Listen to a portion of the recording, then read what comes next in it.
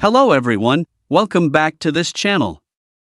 In this video, I will show you the easy and clear steps on how to autoplay videos on mobile data and Wi-Fi in the background on Twitch application. So how to autoplay videos on mobile data and Wi-Fi on Twitch application. Make sure you keep watching this video until the end. Let's get started right away. Firstly, open the Twitch app on your Android device. This is the initial screen of the Twitch app. Next, tap the settings icon at the top left. And appears like this. Tap Preferences menu. Tap Autoplaying Video. And tap Mobile Data and Wi-Fi. So that's it, tutorial how to autoplay videos on mobile data and Wi-Fi on Twitch application. Thank you for watching. I hope this video was helpful. See you in the next video.